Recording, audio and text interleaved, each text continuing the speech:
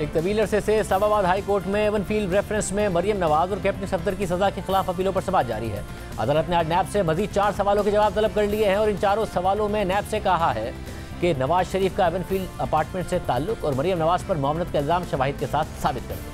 हमारे नुमाइंदे हुए सिजुदई के मुताबिक आज समाअत के आगाज में नैब के प्रोसिक्यूटर उस्मान चीमा ने नवाज शरीफ को इश्तिहारी करार देने का अदालती फैसला पढ़कर सुनाया और मौका अख्तियार किया कि अदालत ने लिखा कि नवाज शरीफ को फेयर ट्रायल का हक दिया गया था। मुसलसल अदम हाजिरी पर अदालत के पास अपील खारिज करने के सिवा कोई चारा नहीं था। अदालत ने यह भी लिखा कि फेयर ट्रायल का मौका मिलने के बाद ही नवाज शरीफ को सजा सुनाई गई।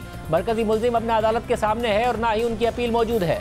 इस पर जस्टिस आमिर फारूक ने उनसे मुकालमा किया कि आप आगे भी पढ़ लें कि क्या लिखा हुआ है। तो नैब के प्रोसिक्यूटर ने मजीद कहा कि अदालती हुक्म के मुताबिक अगर नवाज शरीफ सरेंडर करें या पकड़े जाएं तो दोबारा अपील दायर कर सकते हैं। तो जस्टिस आमिर फारूक ने नैब के प्रोसिक्यूटर से कहा कि नवाज शरीफ की अपील हमारे सामने नहीं तो इसका यह मतलब नहीं है कि उन पर फर्दे जुर्म ठीक साबित हो गई। मरियम नवाज की अपील मेरिट पर सुनेंगे। उन्होंने अपना केस बनाया है कि अदालती फैसले में क्या कानूनी हुक्म है, अब आपने इस बात का दिफा करना है। तो नैब के प्रोसिक्यूटर ने दलील दी कि सुप्रीम कोर्ट के ऑर्डर पर ये केसेस बनाए गए थे। तो जस्टिस आमिर फारूक ने उनसे कहा कि हमने तो ट्रायल प्रोसीडिंग को देखना है। सुप्रीम कोर्ट के ऑर्डर के बाद रेफरेंस दायर हुआ और फिर ट्रायल हुआ। रेफरेंस अपनी स्ट्रेंथ पर आगे चलना है। इस अपील से सुप्रीम कोर्ट के फैसले का कोई ताल्लुक नहीं है। जैसे मोहसिन अख्तर कियानी ने रिमार्क दिए कि ये तो इस केस का बैकग्राउंड है, अब आप आगे चलें। इस मौके पर नैब के प्रोसिक्यूटर ने पनामा केस में सुप्रीम कोर्ट के फैसलों का हवाला दिया। तो जस्टिस मोहसिन अख्तर कियानी ने उनसे कहा कि सुप्रीम कोर्ट की वो ऑब्जर्वेशंस ट्रायल से पहले तक थी। जैसे आमिर फारूक ने रिमार्क दिए कि सुप्रीम कोर्ट ने जो ऑब्जर्वेशंस दी उसका आपको अभी कोई फायदा नहीं मिलना। क्या जीआईटी के बाद नैब ने मजीद कोई तफ्तीश की थी? तो नैब के प्रोसिक्यूटर ने जवाब दिया कि नैब ने भी आज़ादाना तफ्तीश की थी। मुल्जिमान को कॉल अप नोटिस भिजवाए गए थे।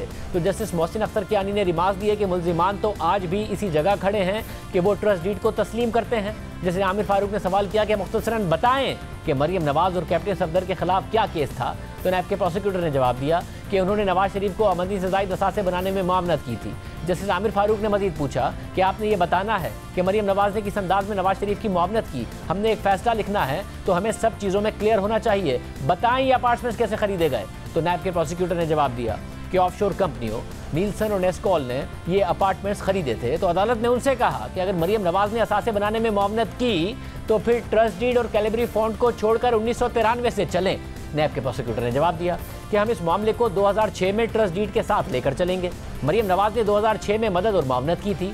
तो जस्टिस आमिर फारूक ने रिमार्क दिए कि फिर तो 1993 में मरियम नवाज का कोई किरदार नहीं हुआ। अगर आप कहते हैं कि नवाज शरीफ ने 1993 में असासे खरीदे और छुपाए तो फिर आपने शवाहिद से साबित करना है कि मरियम नवाज ने 2006 में अपने वालिद की मुआवनत कैसे की।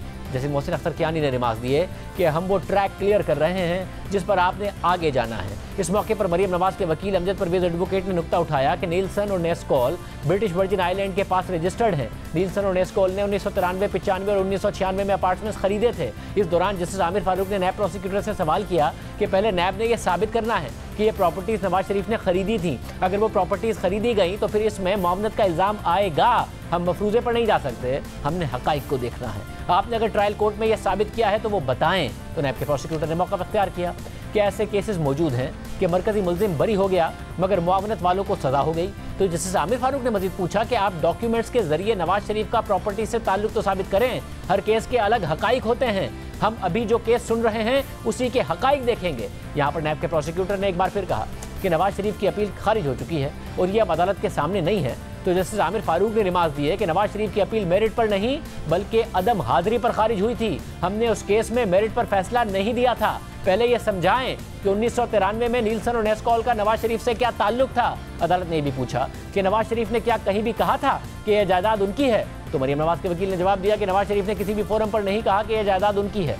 आज एक मौके पर जस्टिस आमिर फारूक ने ये रिमार्क भी दिए कि नैब इस अदालत के सामने खुद को बंद गली में लेकर जा रहा है। आज की समाअत मुकम्मल करते हुए अदालत ने नैब से मजीद 4 सवाल पूछे और 29 सितंबर को नैब के वकील से उनके जवाब तलब कर लिए। अदालत ने पूछा है कि नवाज शरीफ का कंपनियों के साथ ताल्लुक साबित करें, कंपनियों का फ्लैट्स के साथ ताल्लुक साबित करें, फ्लैट्स 1993 में खरीदना साबित करें और फिर मरियम नवाज का फ्लैट से ताल्लुक साबित करें। जस्टिस आमिर फारूक ने रिमार्क दिए कि इससे ज़्यादा आसान जुबान में नैब से सवाल नहीं कर सकते। तो नैब के प्रोसिक्यूटर ने जवाब दिया कि हमारी आज के लिए बस हो गई है।